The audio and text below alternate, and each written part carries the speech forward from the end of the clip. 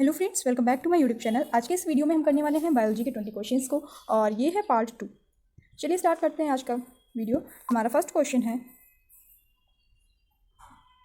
निम्नलिखित में से कौन सी एक उपापचय की क्षमता पर्यावरण के प्रति अनुक्रिया, वृद्धि और जनन जैसे जीवन के गुणों को दर्शाने वाली लघुत्तम इकाई है? जीन, क्रोमोसोम, नाभिक, कोशिका। इसका राइट आंसर हो जाएगा ऑप्शन डी, कोशिका। जो कोशिका है वह जीवन की मूलभूत इकाई है, अर्थात संरचनात्मक इकाई है। ठीक है। कोशिका दो प्रकार की होती है, प्रोकैरियोटिक, यूकैरियोटिक। जो प्रोकैरियोटिक कोशिका होती है उसमें वास्तविक केंद्रक एवं विकसित कोशिकांगों का अभाव पाया जाता है, जैसे कि जीवाणु की कोशिका, माइकोप्लाज्मा। ठीक है। और जबकि यूकैरियोटिक जो कोशिका होती है उसमें वास्तविक केंद्रक एवं विकसित कोशिकांग पाए जाते हैं। एवं ये किसकी कोशिका में होती है? तो जैसे जंतु की कोशिका या पादप कोशिका, यह यूकैरियोटिक कोशिका का हिस्सा है। चलिए बढ़ते हैं अगले क्वेश्चन की ओर।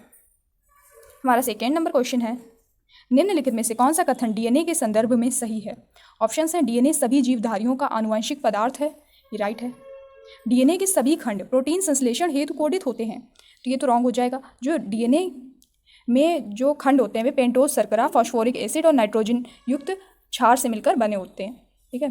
थर्ड दे रखा गया है, केंद्रीय डीएनए द्विरज्जुक, प्रतिशामांतर एवं कुंडलित दो न्यूक्लियोटाइड श्रृंखला का बना होता है, तो ये भी राइट है। डीएनए माइटोकॉन्ड्रिया में भी पाया जाता है, ये भी राइट है। तो इसका राइट आंसर क्या हो जाएगा? Option c, 1, 3 and 4। बढ़ते हैं अगले क्वेश्चन की ओर। हमारा थर्ड नंबर क्वेश्चन है, संतुलित आहार में सन्निकटया क्या होना चाहिए? इसमें हम बताना है संतुलित आहार क्या है, जिसमें 1/5 प्रोटीन हो, वसा 1/5 भाग हो और 3/5 भाग क्या हो? कार्बोहाइड्रेट हो, उसे संतुलित आहार कहते हैं। अब संतुलित आहार क्या होता है? जिसमें आवश्यक अवयव सही अनुपात एवं उचित मात्रा में हो, जैसे कार्बोहाइड्रेट 60% हो। ठीक है। और जैसे कि जो फैट होती है वसा 25% हो, और प्रोटीन, तो प्रोटीन कितने प्रतिशत हो? 15%। तो इसे क्या कहेंगे? संतुलित आहार कहेंगे।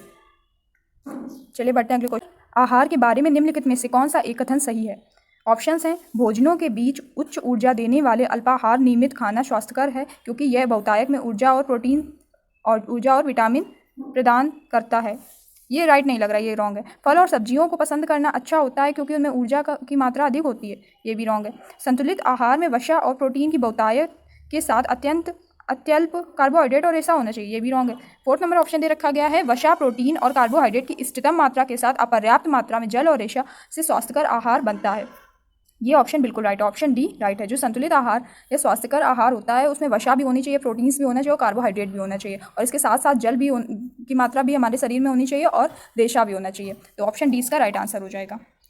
अगला क्वेश्चन है, किसी व्यक्ति के रोग के निदान के पश्चात चिकित्सक रोगी को लौह एवं फॉलिक अम्ल की गोली लेने की सलाह देता है, वह व्यक्ति किस रोग से पीड़ित है? ऑप्शन है, ऑस्टियोपोरोसिस या अस्थि सुषिरता, अरक्तता, गलगंड, प्रोटीन ऊर्जा कुपोषण। इसका राइट आंसर है ऑप्शन बी, अरक्तता। अरक्तता में क्या होता है कि खून की कमी हो जाती है, तो यानी कि आयरन की कमी, तो इसलिए यहाँ पे किसकी गोली दी जा रही है? लौह और फॉलिक अम्ल की। इसका राइट आंसर ऑप्शन बी हो जाएगा। अगला क्वेश्चन है, शहद में निम्नलिखित में से कौन सी शर्करा प्रमुख है? Sucrose, fructose, galactose, maltose. तो इसका राइट आंसर हो जाएगा ऑप्शन डी, फ्रक्टोज। शहद में फ्रक्टोज शर्करा पाई जाती है। और यहाँ बात हुई थी एक माल्टोज, तो माल्टोज क्या होता है? माल्टोज ग्लूकोज के अणु के साथ जोड़कर बनाया जाता है। और सुक्रोज को गन्ना शर्करा भी कहते हैं, सुक्रोज को गन्ना शर्करा भी कहते हैं। और ये किससे बनाई जाती है? तो ग्लूकोज अणु में फ्रक्टोज के अणु मिलाकर बनाई जाती है सुक्रोज शर्करा। ठीक है। चलिए बढ़ते हैं अगले क्वेश्चन की ओर। अगला क्वेश्चन है, विटामिनों के विषय में निम्नलिखित में से कौन से कथन सही हैं? ऑप्शन है, शरीर में संयोजी ऊतक के निर्माण के लिए विटामिन सी आवश्यक है। ठीक है, ये राइट है। विटामिन सी अब क्या होता है? तो विटामिन सी का रासायनिक नाम होता है एस्कॉर्बिक एसिड। और इसके स्रोत क्या होते हैं? किससे प्राप्त होता है विटामिन सी? तो खट्टे फल से, टमाटर से, पत्तेदार सब्जियों से, मिर्च से, इससे विटामिन सी प्राप्त होता है। और अगर विटामिन सी की कमी हो जाती है तो शरीर में कौन सा रोग हो जाता है? तो स्कर्वी रोग हो जाता है। अगला ऑप्शन दे रखा गया है कि नेत्र वर्णक के संश्लेषण के लिए विटामिन डी आवश्यक होता है, तो ये तो रॉन्ग हो जाएगा, क्योंकि नेत्र वर्णक से संबंधित है विटामिन ए। ठीक है। ऑप्शन सी दे रखा गया है, आरबीसी की परिपक्वता में विटामिन B12 सहायक होता है, तो बिल्कुल ये राइट है। विटामिन B12 का रासायनिक नाम होता है साइनोकोबालेमिन, और ये किससे प्राप्त होता है? तो अंडा, मछली, दुग्ध, इन सबसे विटामिन B12 प्राप्त होता है। ऑप्शन 4 दे रखा है, आंत में अवशोषित कैल्शियम को उपयोग में लाने के लिए विटामिन सी आवश्यक है, ये भी रॉन्ग है। जो कैल्शियम से संबंधित है वो विटामिन डी है। ठीक है। तो इसका राइट आंसर क्या हो जाएगा? 1 एवं 3, यानी कि ऑप्शन 20 का राइट आंसर हो जाएगा। बढ़ते हैं अगले क्वेश्चन की ओर। अगला क्वेश्चन है, निम्नलिखित कथनों पर विचार कीजिए। कार्बोहाइड्रेट मनुष्य के लिए ऊर्जा का एकमात्र स्रोत है, तो ये तो रॉन्ग हो जाए, एकमात्र स्रोत कह दिया, तो ये तो रॉन्ग है, क्योंकि ऊर्जा तो वसा से प्राप्त होती है ना। अगला ऑप्शन है अन्य खाद्यों की अपेक्षा वसा उपचयन होने पर अधिकतम ऊर्जा देती है, तो ये राइट है। जो वसा है वे कार्बोहाइड्रेट से भी ज़्यादा ऊर्जा देती है, यानी कि कार्बोहाइड्रेट से ये 2 गुना अधिक ऊर्जा देती है, ठीक है। यानी कि 9 किलो कैलोरी प्रति ग्राम ऊर्जा मिलती है हमें वसा से। और वसा क्या है? ऊर्जा का संचित स्रोत है। वसा का कार्य एक बताएं तो जब ठंडे क्षेत्रों में रहने वाले जो जीव होते हैं वे अपने ठंड से बचाव का वर्क करती है वसा। यदि उनकी बॉडी में वसा अधिक है तो वो ठंड से बचे रहते हैं। तो इसका राइट आंसर हो जाएगा ऑप्शन बी, केवल 2। अगला क्वेश्चन है निम्नलिखित विटामिनों में से किस एक का अग्रगामी बीटा कैरोटीन से प्राप्त होता है? तो बीटा कैरोटीन क्या है? तो ये विटामिन ए का अग्रगामी है, ठीक है। तो इसका राइट आंसर क्या हो जाएगा? ऑप्शन ए हो जाएगा, विटामिन ए, ठीक है। और यदि विटामिन ए की कमी हो जाती है तो कौन सा रोग हो जाता है? रतौंधी हो जाता है। क्या होता है इसमें? ये कम प्रकाश में दिखाई देना बंद हो जाता है। चलिए बढ़ते हैं अगले क्वेश्चन की ओर। अगला क्वेश्चन है निम्न विटामिनों में से कौन सा हमारी अपनी त्वचा में संश्लेषित होता है? तो इसका राइट आंसर क्या है? Option D. ऑप्शन डी क्या है? त्वचा पर बनता है। अगला क्वेश्चन है सूची 1 तथा सूची 2 से मिलान कर नीचे दिए गए विकल्पों में से सही कूट चुनिए। एक तरफ अणु दे रखे गए, एक तरफ बनने वाले पाचन का उत्पाद दे रखा गया। तो प्रोटीन से क्या बनता है? प्रोटीन से उत्पाद बनता है अमीनो अम्ल। प्रोटीन से बनता है अमीनो अम्ल। कार्बोहाइड्रेट, तो कार्बोहाइड्रेट से बनते हैं मोनोसैकेराइड। और न्यूक्लिक अम्ल, तो न्यूक्लिक अम्ल से बनता है नाइट्रोजनी क्षारक तथा पेंटोस शर्करा।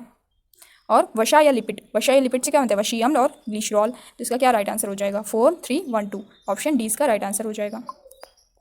अगला क्वेश्चन है पादपों के कुछ भाग मोड़ने पर बिना टूटे आसानी से मोड़े जा सकते हैं। कुछ भाग जैसे पत्ते और तने की इस नम्यता का कारण क्या है? किसकी बहुतायक मात्रा के कारण ये इन्हें हम मोड़ सकते हैं, इसमें नम्यता पाई जाती है। तो ऑप्शन है मृदुतक, श्लेषोतक, जड़ोतक, दारू अथवा पोषवा। मतलब ये जो दिया है ना ऑप्शन डी, इसको इंग्लिश में कहते हैं जाइलम और फ्लोयम। ये ज़्यादा समझ आता है। कोई जो वर्ड्स होते हैं वो इंग्लिश में ज़्यादा सही लगते हैं हिंदी के अपेक्षा। तो इसका राइट आंसर है ऑप्शन बी, श्लेषोतक। श्लेषोतक जो होता है इसी कारण ये एक सरल स्थायी ऊतक है। श्लेषोतक क्या है? तो सरल स्थायी ऊतक है। इसके कारण ही पादपों में जैसे कि पत्ते और तने ये इनमें नम्यता पाई जाती है, यानी कि इन्हें मोड़ सकते हैं। जबकि ये जो जाइलम और फ्लोयम है ये क्या है? जटिल स्थायी ऊतक है, ठीक है। चलिए बढ़ते हैं अगले क्वेश्चन की ओर। अगला क्वेश्चन है दांत कोशिका अरक्तता रोग किसकी अपसामान्यता के कारण होता है? ऑप्शंस हैं श्वेत रुधिर कोशिका, लाल रुधिर कोशिका, बिंबाणु रुधिर प्लाज्मा संयोजन। इसका राइट आंसर हो जाएगा ऑप्शन बी, लाल रुधिर कोशिका। जो अरक्तता होती है यानी कि रक्त की कमी हो जाना, तो ये किसके कारण? रेड ब्लड सेल्स की कमी हो गई। अब रेड ब्लड सेल्स को और क्या कहते हैं? तो इरिथ्नोसाइट्स कहते हैं। रेड ब्लड सेल्स को और कहते हैं इरिथ्नोसाइट्स, ठीक है। और जो रेड ब्लड सेल्स होती हैं इनके जीवन काल होता है 120 दिन। और जो सबसे बड़ी जो ब्लड सेल्स होती है वो सेलामेंडा के शरीर में पाई जाती है। और जबकि जैसे सबसे छोटी जो आरबीसी है वे कस्तूरी हिरन के शरीर में पाई जाती है, ठीक है। चलिए बढ़ते हैं अगले क्वेश्चन की ओर। अगला क्वेश्चन है रुधिर के निम्नलिखित भागों में से कौन सा एक भाग शरीर की रक्षा करता है? बिंबाणु, श्वेत रुधिर कणिकाएं, हीमोग्लोबिन, आरबीसी। तो इसका राइट आंसर हो जाएगा ऑप्शन बी, डब्ल्यूबीसी। जो डब्ल्यूबीसी या श्वेत रुधिर कणिकाएं होती हैं, वाइट ब्लड सेल्स, ये क्या होती हैं कि हमारे शरीर में रक्षा का कार्य करती हैं। जो श्वेत रुधिर कणिकाएं होती हैं वो 2 प्रकार की होती है, कणिका ये और अकणिका ये, कणिका में और अकणिका में, ठीक है। और इन्हें और किस नाम से जाना जाता है? तो डब्ल्यूबीसी को ल्यूकोसाइट्स नाम से जाना जाता है, ल्यूकोसाइट्स, ठीक है। और जो डब्ल्यूबीसी होती हैं वो आरबीसी की अपेक्षा बड़ी होती हैं और रंगहीन होती हैं। इनका जीवन काल कितने दिन होता है? तो 10 से 13 दिन। जबकि आरबीसी का कितना था? 120 दिन। डब्ल्यूबीसी का 10 से 13 दिन। और डब्ल्यूबीसी और आरबीसी का और आरबीसी का जो हमारे शरीर में अनुपात होता है वो होता है 600:1। 600:1 जो अनुपात होता है वो आरबीसी एवं डब्ल्यूबीसी का अनुपात होता है मानव शरीर में। चलिए बढ़ते हैं अगले क्वेश्चन की ओर। पादप ऊतक यानी हरित ऊतक के संबंध में निम्नलिखित कथनों पर विचार कीजिए, ठीक है। यह खंभ और स्पंजी पर्ण मध्योतक द्वारा बनता है, राइट है। यह मृदुतक का एक रूप है जिसमें हरित लवक होता है, ये भी राइट है। इसकी सहायता से प्रकाश संश्लेषण द्वारा निर्मित कार्बनिक विलयों का अभिगमन होता है, तो ये तो रॉन्ग है। यह एक पतली पारदर्शी परत है जिसका मुख्य कार्य रक्षण है, ये भी रॉन्ग है। इसका राइट आंसर क्या है? ऑप्शन ए, 1 एवं 2। अगला क्वेश्चन है रुधिर में बिंबाणु किसके लिए आवश्यक होते हैं? ऑप्शन है ऑक्सीजन वहन, कार्बन डाइऑक्साइड वहन, रुधिर का थक्का बनने की शुरुआत करना, यूरिया के निम्नीकरण यानी कि डिग्रेडेशन की शुरुआत करना। इसका राइट आंसर है ऑप्शन सी, रुधिर का थक्का बनने की शुरुआत करना। लास्ट क्वेश्चन है हमारा आज का, हृदय संबंधी रोगों से बचाव हेतु एक स्वस्थ व्यक्ति की रुधिर में होने चाहिए, ठीक है। यानी कि हमें हार्ट अटैक से बचने के लिए क्या क्या होना चाहिए? तो कोलेस्ट्रॉल का स्तर पहली बात कम होना चाहिए। जो कोलेस्ट्रॉल होता है यदि वो अधिक मात्रा में पाया जाता है तो इससे क्या होता है कि रुधिर नलिकाएं की आंतरिक दीवारों जैसे धमनियों और शिराओं में जमाव प्रारंभ हो जाता है, जिससे कि क्या होता है कि ब्लड का सर्कुलेशन ठीक ढंग से नहीं हो पाता है और हार्ट अटैक जैसी सिचुएशन बन जाती है। और दूसरा दे रखा गया HDL स्तर उच्च होना चाहिए, यानी कि हाई डेंसिटी लिपोप्रोटीन्स का स्तर क्या होना चाहिए, उच्च होना चाहिए। ठीक है, ये भी राइट। उच्च VLDL स्तर, ये तो रॉन्ग है। LDL का स्तर कम, LDL मतलब लो डेंसिटी लिपोप्रोटीन, इसका स्तर क्या हो जाएगा, कम होना चाहिए। तो इसका राइट आंसर हो जाएगा ऑप्शन बी। ठीक है, तो ये थे हमारे आज के क्वेश्चंस, इंपॉर्टेंट क्वेश्चंस। आपको कैसी लगी वीडियो कमेंट सेक्शन में जरूर बताएं, और अगर आपको ये वीडियो अच्छा लगा हो तो वीडियो को लाइक कर दें और चैनल को सब्सक्राइब भी कर लें और वीडियो को शेयर भी कर दें। तो मिलते हैं नेक्स्ट वीडियो में कुछ नए क्वेश्चंस के साथ। आज के लिए इतना ही। Thank you so much guys for watching this video and Jai Hind.